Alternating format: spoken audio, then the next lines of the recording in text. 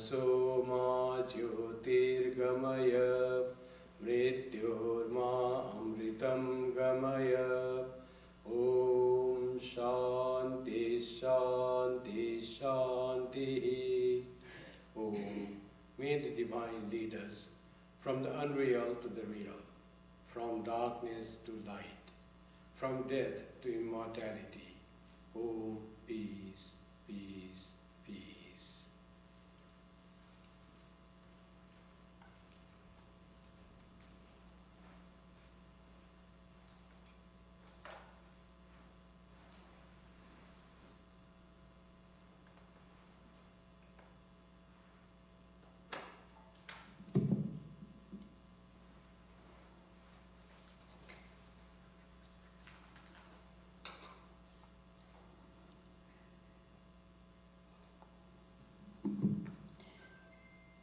You are the Brahman, O Ramakrishna. You are Rama, you are Krishna. You are infinite Brahman, the formless one.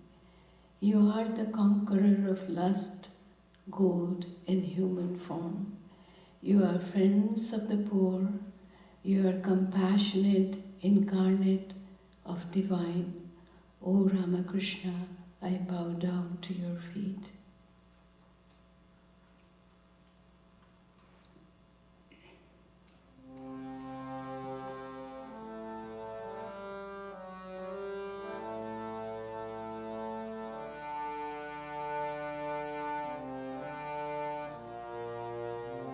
Tumi Brahma Rama Krishna, Tumi Krishna, Tumi Ram, Tumi Brahma Rama Krishna, Tumi Krishna, Tumi Ram, Tumi Krishna, Tumi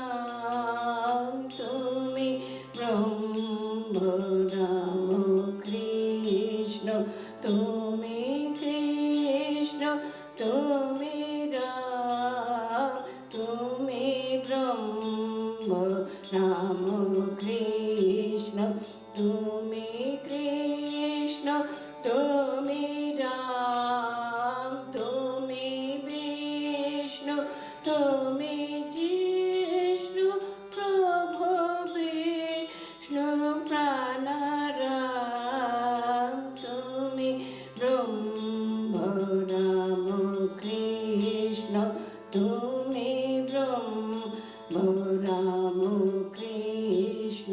तुमे ब्रह्म Ram Krishna.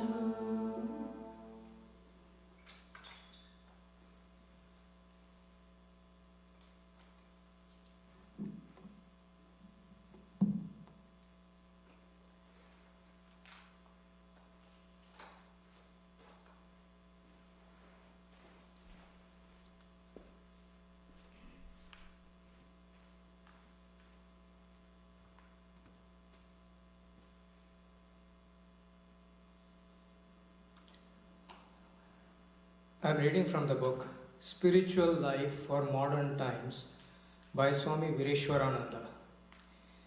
The chapter here is Sri Ramakrishna and the Evolution of the Spiritual Ideal. This address was given on 10th of September 1977 at Sri Ramakrishna Mutt, Bangalore. Swami Kripamayananda says, when a person comes to the intellectual stage, he tries to solve the problems of the universe. He is confronted with many questions. He asks himself, where do I come from? Where do we go after death? What is behind this universe? All these questions came to our ancient sages, to Nachiketa and also to the Buddha, and they wanted to solve these questions. At first, they tried to solve the mystery of the universe by searching in the outside universe. But soon they found that the solution could not be found outside. They must go inward. That is why we find in one of the Upanishads, the Lord created the senses outgoing, and so they always go outside in search of sense objects.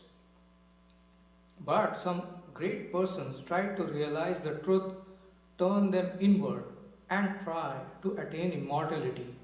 Those persons who reach this stage after crossing the intellectual stage try to solve the mystery of life and finally attain the ultimate truth. They realize that there is only one supreme self behind this universe and that this self itself has become the universe. When a person realizes this truth and finds that he is one with the universe, there is no need for further progress for him. He has attained his goal. He has become perfectly civilized or perfectly educated. If man wants to progress, he must remember that he is a spirit and not anything material. It is this idea that we find in all religions. When he tries to attain this ultimate truth, this ultimate reality, he breaks through all bondages. These bondages are caused by material things which bind us down and we remain limited as individuals. We have to break through these bondages and attain perfection, freedom. This struggle to attain freedom is what every one of us is engaged in.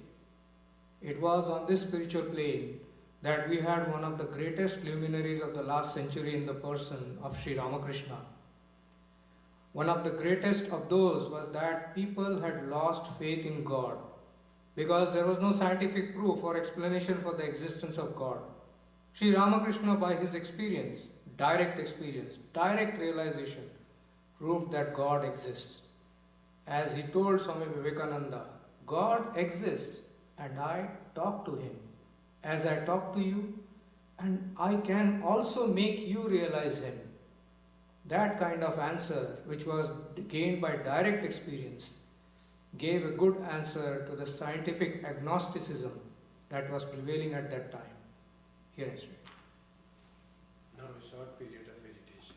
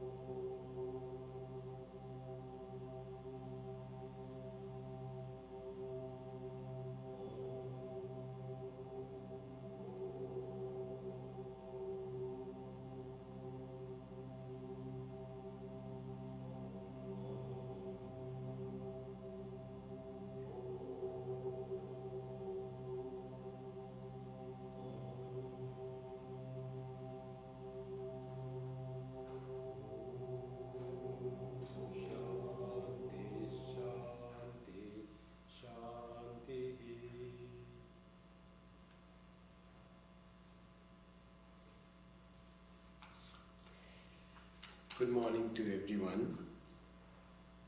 Today's topic is the Kathopanishad, its essence. Today also, coincidentally, is the birthday, according to Tithi, of Swami Abhedananda ji.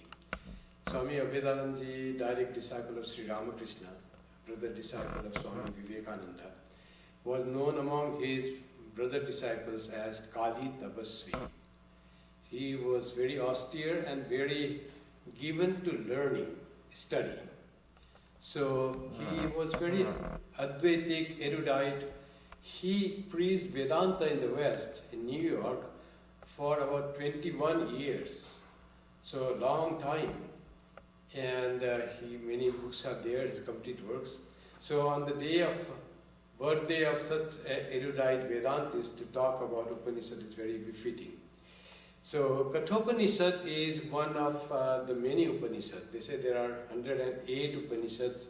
Many are lost, some are there. And there are 11 major Upanishads. 11 major because Shankaracharya wrote commentary on 11 of them. And Kathopanishad is one of them. Kathopanishad is very popular among the devotees of Ramakrishna order. One of the reasons is Swami Vivekananda liked it very much. It is simple, the language is more simple like Gita, not like other Vedic Sanskrit, it's more modern Sanskrit.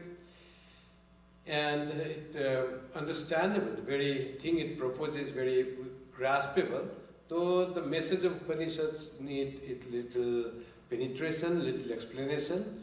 But not like other Brihadaranyaka Upanishad, if you read, you need a lot of commentary. Kathopanishad, if you read translation, you can understand something of the Kathopanishad. And it has the message, very profound message about the Atman. And not only about the Atman, it also emphasizes that you must realize the Atman. You must realize your true self if you want to make your human life successful. That's why this Kathopanishad. It is a part of Vedas. Vedas are 4 in number: Rig Veda, Yajur Veda, Sama Veda and Atharva Veda. It comes under Yajur Veda. Yajur Veda again are 2 Yajur Vedas. One is called Shukla Yajur Veda, another is Krishna Yajur Veda. So Kathopanishad is among the Krishna Yajur Veda. Ishopanishad is Shukla Yajur Veda. So, in Kathopanishad there are 120 verses, and the whole text is divided into 2 cantos, and of the 2 cantos, there each one divided, first one in 2 parts and second one in 3 parts or 2 chapters, 2 chapters or 3 chapters. So, that is the introduction of Kathopanishad. When you open the book Kathopanishad, with little Sanskrit knowledge you can make out some meaning. Though it needs some explanation, the explanation by talks. There are some beautiful talks by, one of them is by Swami Sarvapriyananda in many series, another by Swami Tejomayananda of Chinmaya Mission, available on YouTube. A whole of Kathopanishad, very nicely explained. Today in this short time we'll just say about the Kathopanishad, its essence. So it goes first from the story, to make the story, that a king was there, son of Bhajasrava. He was called Bhajasrava. His name was Gautama, a great rich person. He wanted to do one yajna, or make the gift, with some intention to go to heaven. What was the yajna was being done? Yajna was to give up everything that he possessed. So that was the great thing. He was giving everything that whatever is in name, so that he gains after this life, he gains good swarga, heaven he gets. That was his purpose. So in the family all was doing, and what he was giving in the name of giving everything that he possessed, he was a rich person, but he was giving all those things that was not useful for him, like donating fake money. Fake currency, you got it is not useful, torn, old, not useful, put in a donation box. Like that he was doing. And what he was giving, at the time, the cattle were the wealth. And he was giving cattle. And what type of cattle? Beautifully, Kathopanishad is not only the high Vedanta message, but it's a wonderful poetry also. It says, what type of cows he was giving cattle? Jagda Trina Dugda Doha Nirindriya. 3 qualities said of the cows. Jagda Trina, they have eaten grass for the last time. Means no more they have power to eat, they are almost ready to die. They have eaten grass. That only it is said. Jagda Trina, who have eaten grass. Last time you have to add. Now no more eating power. So old and frail they were. And Dugda Doha, and milk have been already milked. No more power to retain and produce milk. They have no power. So actually useless were the cows. And the Nirindriya, in future they will conceive, have a calf. No, Nirindriya, they don't have senses. Like that old and useless cows, the Vajasravas, the son of Vajasrava, and Gautama, his name was, he was giving. So fine, he was giving. But why this story in the Upanishads story? Then comes the real story. He had a son of about 8 years of age, young boy. 8 years is very important, no? Shankaracharya also got sannyasa in 8 years of age. And Upanishad also we read that Nachiketa was his name, son of Gautama, this Vajasravas, his son was Nachiketa.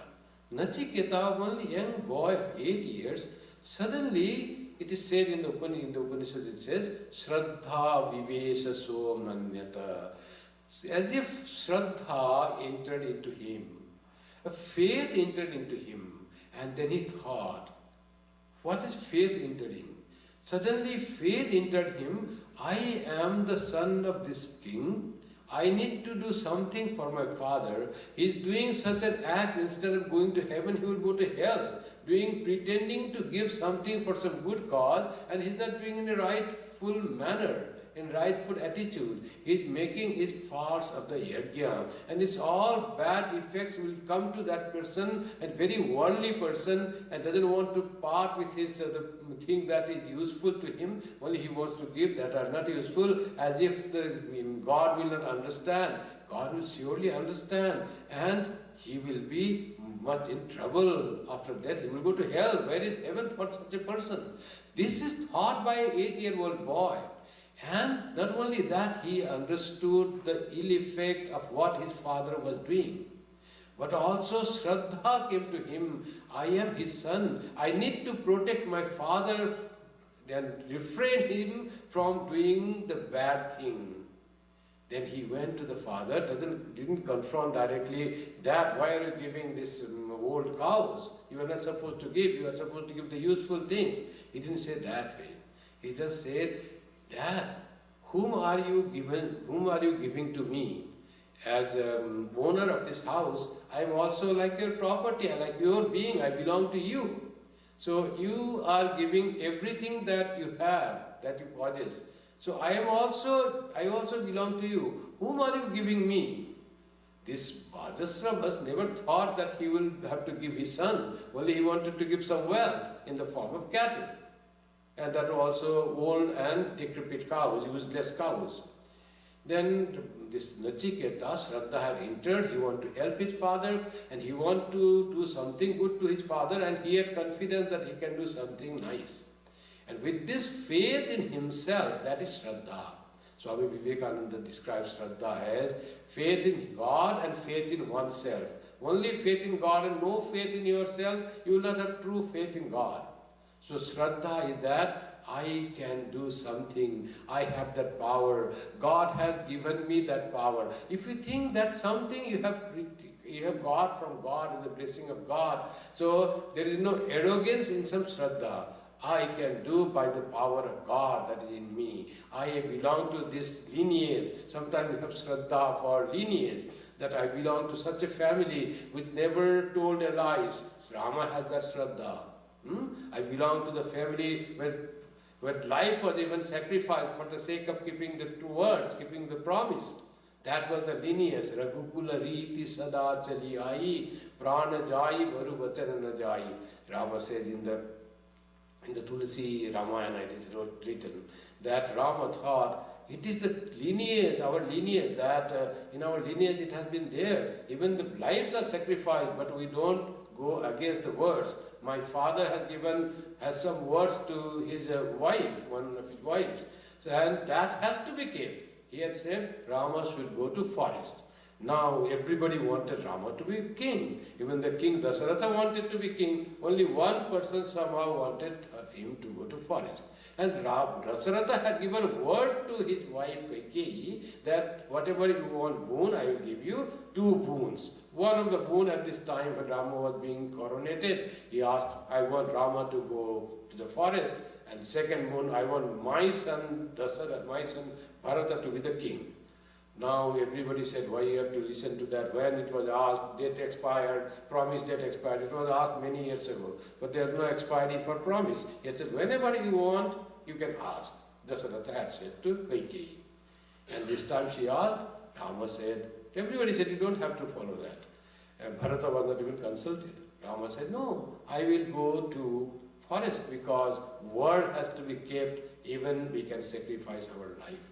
That is our lineage. Raghukula Riti Sadachaliyai. It is in the lineage of Raghu that we have been doing that. So there is that lineage. In our lineage, we always give something to the guest, whoever comes. We treat people equally. In our lineage, we never tell lies. If that type of thought brings Shraddha to us without any arrogance or pride. So that type of Shraddha entered to Nachiketa, and he went to father. Father, whom are you giving me? So father first ignored his first time question. And second time again asked, didn't reply, getting little annoyed. Third time again this young boy, this huge yajna going on, so many people have come, learned people to receive gifts. He asked, whom are you giving me, Dad? He became very angry.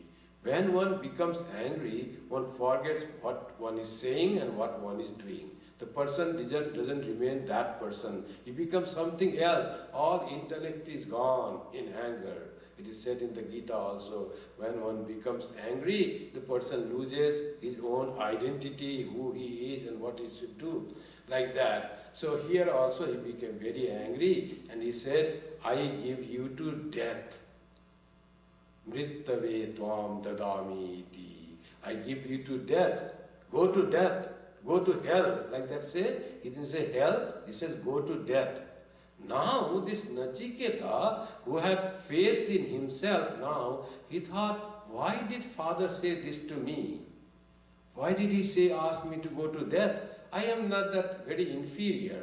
In many cases I am superior, best. In some cases I am mediocre. But my father said go to death. There must be some reason for that. Then I will go. Now father said, I said that. After that he realized and he was ready to go to death. Journey to death. That's the story. And father said, no, I just said in mistake, no problem, don't mind. He said, don't say that, father, you have told me, I have to keep your word. And why are you worrying for the death? Sasyamiva martya pachyate, sasyamiva jayate puna. Being die like the corn. And again like the corn, they grow from the seed. So like this, the life and death. Don't worry for my going to death. He was so confident of going to death. It is not dying, it is going to the death, god of death. So, story says, he went to Yamaraja, the god of death. And god of death, when he went there, he found that Yamaraja was not there. He had gone somewhere in some chore, some duty, and he was not returning to his house. And there are people were there, but he would not go inside. And he was delayed by 3 days, as a flight cancelled, weather bad, and we have to sometimes cannot return in time, you cannot reach in place in time. Like that, something tremendous work happened. One Swami in his explanation of Kathopanishad said, might be something tremendous, death is going, perhaps Corona was there, and that's why he was become very busy, excessively busy. So he could not come back in time. So, thus, Nachiketa had to wait 3 nights at his house, without food and without sleep. And when he came back, his family members said, Nachiketa has also family members. Nachiketa's family members said, guest, young boy is waiting at her house, and for 3 nights he has not eaten anything, not slept, no treatment. It's very bad. If in a householder's house someone comes and he's not treated well, so that makes a big demerit to the head of the family. So you will be all cursed by the law. That is the law. That guest has to be treated well. And that implies to you also. You may be God of death, but that implies that law, dharma implies to you also. So he goes to Nachiketa, a young boy, and says, the king of death, and says, please forgive me for my delay. Now as I gave you trouble, ask boons from me. For 3 nights you suffered because of my delay. So ask 3 boons for me, from me. And then Nachiketa asks boons, 3 boons. The first boon he said about the world, about his father. He said, my father asked me to go to death. He must be he's very in anxiety and very sad. First boon I will ask that my father's anxiety should go. He should find peace of mind. And when I go, he should recognize me and should talk to me. So not that he came from somewhere and he's like a ghost and he will not recognize me, not that. He should treat me as I was there with him. So this was the first boon Nachiketa asked was about his father. So now Yama said, Tathastu. Okay, that is given. Your father will be peaceful. When he will go back, he will understand. You say he's going back, already knows. It is not death. He knows, Nachiketa knows, when I have come to you, I will surely go back from you. So much Shraddha he had. He wants to learn from Yama Dharmaraja. And the second boon, now ask for second boon. And says, second boon, Nachiketa. Then he said, I want to know about how people go to heaven. Many people want to go to heaven, as my father is giving all the things. I want to do what is the process by performing which one goes to heaven. So, Yama Dharmaraja knows about hell and heaven and all that. He is the god of not only hell. Yama is not of only Yamaloka, he is of the Swargaloka also. He decides karma, according to karma. And Nachiketa describes, I have heard that in Swarga, Swarge Loke na bhayakinchana, he describes the second boon, for second boon. I have heard that in heaven there is no fear at all. Na bhayakin, no, not at all fear. Na tatratvam na jaraya viveti. You are not there. Death is not there. And there is no fear of old age, because in heaven it is all static, no growing old. That is the concept of heaven. No. Uve tirtva asanaya pipase. One is not troubled by thirst and hunger in the heaven. Shokati go modate swargaloka. The people are very happy, transcending all miseries in heaven. People are supposed to be very happy. Can you tell me the way how to go to heaven? The process, the ritual. So Nachiketa, that Yama was happy, and he taught him all the things, how to lay the bricks for the yajna, how to perform the mantras, and how to offer the oblation. If you do this, then person will go to heaven. He asked for all the people who want to go to heaven. And then he asked, as a good teacher, he asked Nachiketa, can you repeat me what I said to you?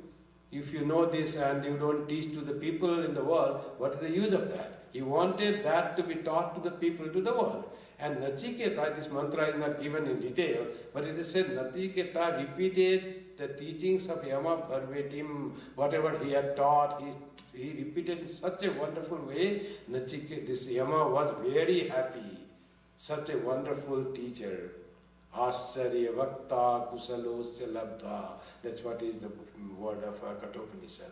Teacher was great, Ascharya, and Labdha, the student, so expert in gaining the knowledge of the teacher and retaining that. Ascharya Vakta Kusalasya Labdha. And he repeated verbatim. Yama was overwhelmed with seeing this type of his student. And he said, now I find you are exceptionally brilliant student. This fire Homa, this process, ritual I taught you about going to heaven, it should be called, in your name, it will be called Nachiketa Yajna. He said that. And he was so happy with that. Also, I have this gold chain, I will give you over that, whatever is named, he named that. So that is to say the greatness of Nachiketa, who had, how this greatness came? Shraddha entered into him. He had faith, tremendous faith in himself, that I can find out why the purpose of my going to God of death. Now, Nachiketa, Hema asked the third question, third boon. He said, third boon, he said, can you tell me, people say that after death, nothing remains, some say. Some say, no, Atma remains. Eyam prete vichikitsa manusya na astiti eke naam astiti chaike. Some say nothing remains. After you die, nothing remains. Some say after you die, Atma remains. You don't die at all. What is the truth? What is the matter? What is the reality? What is the fact? Then Yama said, oh, you are asking such a difficult question. Even the other gods do not know it. And you are a mere boy. Why are you asking such tremendous difficult question? Many people don't know about this. What happens after death and what remains, all that. Rather, don't ask this question, please. Rather, you take, he gives the boon to him, gives the another alternative answer instead of getting the reply to this question of what remains, is Atma there or not, that is immortal, is everything dies, eliminates, annihilates after the death of the body.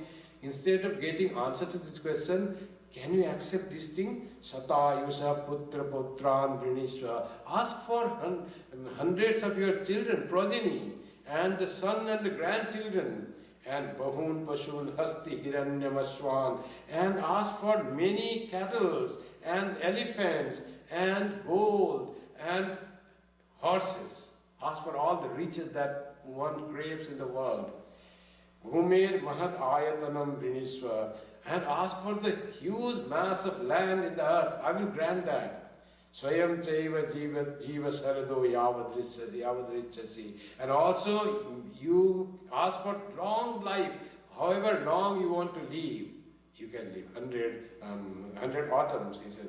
Jiva sarado yavadrichasi, not 100. As long as you want to live, so many years of life. So he wanted to give everything that a man seeks in the world. Rich, wealth, cattle, all glory, and gold, and land, and long life, and healthy life. What people wants more. So any other person would have agreed, okay, that's granted. Nobody knows, so fine. And we got there, I'll enjoy for longest time. But Nachiketa said, you are saying this is very tough question. Even gods do not know answer to it. And I have got a teacher like you. When I have found a teacher like you, people don't get such a wonderful teacher who knows the answer to this and who can reveal the answer to this. Now I want this alone, because what you are giving, long life, that also will come an end. And you are giving me enjoyment. There's dancers and chariots, all they are given. There is the senses have the power, they cannot enjoy everything and they get tired. Senses cannot tired. So let your dancers and your chariots be yours. And I don't want that whatever land that is also temporary in the world. I don't want anything worldly. I want answer to this spiritual question, and I want to know about the spiritual knowledge. That was Nachiketa's Shraddha.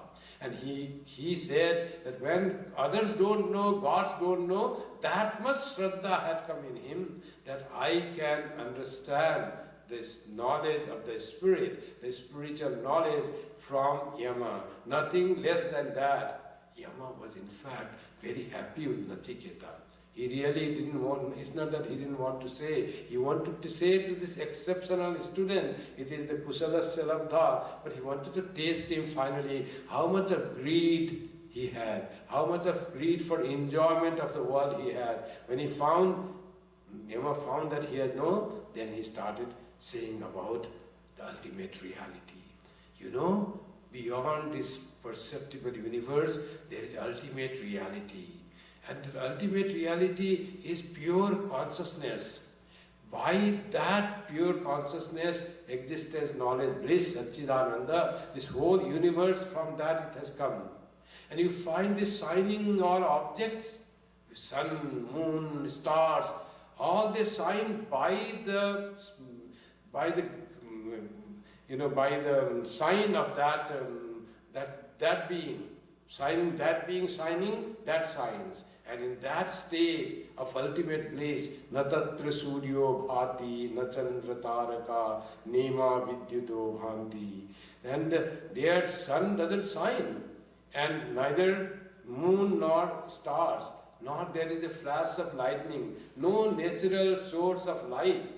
Then is it dark? No, it is so shining, so bright. Tameva bhantam anubhati sarvam. By his brightness, all these shining objects shine. By his presence, all this thing goes on. By his action, all this universe has come into being. That is that great Brahman. It is called, that's how we start saying about the Upanishad. There's a state, there's a great being. That being his presence, the whole universe comes. And because of his presence, out of fear, the sun moves, Yama works, air blows, out of fear of that being, says Yama. And that great being, who is he? He is Purusha, he is Om, he is Brahman, whatever name you give, but there is ultimate, infinite being, immortal, uncreated, that which is called God by others, Ishvara by some, and that is that infinite being. Because of his presence, because of his laws, everything is in order in this universe. So, greatness of the reality. And finally, after saying that reality, ultimate, it has to come. That reality that you are searching, that ever remains, doesn't die, it is you, O Nachiketa, Tattvamasi. The Tattvamasi word is not of the Kathopanishad, but that is what he means to say. That being has to be found, written in the heart. It is hidden in the heart, within yourself, and that is realizable. You can realize that, and the realizing that is the main thing. And then he said, this universe that you see, it is connected with that infinite being. How it is connected? Urdha mula adashakha esho aswattha sanatana. It is the eternal tree of aswattha, or the religious fig, whose roots are up and branches down. These branches are manifested as this creation, but is rooted in that Brahman, in that reality. That is, this created universe is connected with that ultimate creator. It's a figurative way to say. There is behind this creation is that creator, God, Ishvara, who is the ultimate reality perceived through the Maya. We can think of Brahman as creator, the relation is there, and all our existence depends and sustenance depends on the roots. As the tree's sustenance depends on the root, our sustenance depends on that root, that is God, our ultimate reality, and it's perceived with the branches and the fruits and the leaves. All are here that we can see, but its root is that Brahman. And you have to realize that tam durdarsam gudham anupravishtam guhahitam gavarestam puranam adhyatma yoga digamena greva matvathiru harshashoko jahati. Adhira, the white person, goes beyond elation and suffering in misery. And how it goes? By knowing that truth. Where to find that truth? Oh, that truth can be thought of in the heart, your heart. Tam durdarsam gudam anupravishtam. It is hidden. That infinite being is hidden. Anu raniyan mahato mahiyan. That is what the Kathopanishad said. It is bigger than the biggest and smaller than the smallest. So that highest consciousness resides in the heart. It is very difficult to perceive, durdarsham. It is difficult to see, perceive. Gudham anupravishtam is hidden deep into your being, in your heart, in your intellect. It is there, but it is there in you. Try to find that being in you. Guha hitam gavarestam puranam. It is Purana, it is ancient. then people can arrive there through yoga and adhyatma. You have to have a wish to realize that within yourself, that highest being resides in your heart, and by the practice to find it, you will achieve that being, which in essence is your own reality. What you think as I is that infinite Brahman, that being which is beyond all this temporary existence, that is permanent, that is shashvata, eternal, that is uncreated, that is full of bliss, that is a real absolute existence, absolute consciousness, absolute bliss, and that are you, O Nachiketa. The intelligent man gives up happiness and sorrow, will get beyond happiness and sorrow by developing concentration of mind on the self, and by meditation on the old deity, that is Purana, ancient deity, which is inscrutable, very durdarshan, lodged inaccessibly located in the intellect, difficult, inaccessible for the people who don't try. But if you try, you can find that. So what needs to be done to find that? You have to have, as Swami Vivekananda said, renunciation and practice. Get detached from your hankering for the enjoyments of the world and worldly objects, and focus towards that supreme nature of yourself. Try to know yourself. Who am I? If you really try to know with the intention, withdrawing your mind from going outward, being scattered in the world, focusing it to your true self, it will reveal to you. And that great being, doing that, many have tried and they have given, sacrificed so many things. And that great being, the glory of that great being is said, all the Vedas are talking about that Brahman. And people have practiced austerity to attain that being. And to attain that, many have practiced self-control, brahmacharya, self-control, control of mind and control of senses. And that state, I will tell you in brief. And sangrahena tatte padam sangrahena pravakshe. And what is that being called? It's called Om iti etat. That is called Om.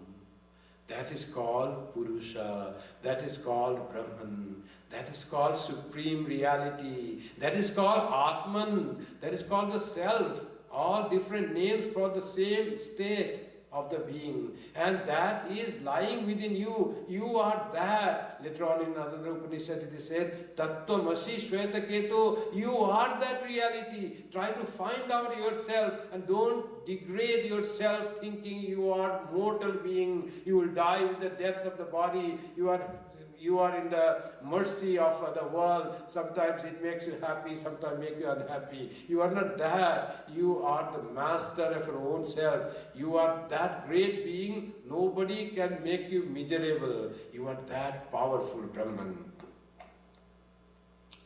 And he says about the nature of that, your true self. Najayate briyate va kadachit ajo nitya shaswatoyam purano. It never was born.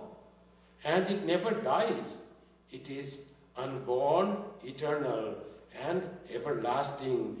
And that eternal being art you. And to find this being, study of the Vedas alone, memorizing the Gita or Upanishad and giving a long talk on that, you won't get that. You need to practice. Mirabai used to sing, Sadhana karna chahiye manava, sadhana karna chahi. And she used to say that you have to practice to attain the truth, to attain God. And Kathopanishad says, Naima Atma Pravachanena Labhyo. Give a long talk on the Atman, on Brahman. You may be very ignorant about the Atman, giving wonderful talks on the Atman because you have not tried to get it. You have read from the book, liked it little, and giving a wonderful talk, but yourself very ignorant of the Atman. By giving a long talk on the Atman, you will not achieve Atman. Erudition cannot make you realize the truth. Naim Atma Pravachanena Labhyo.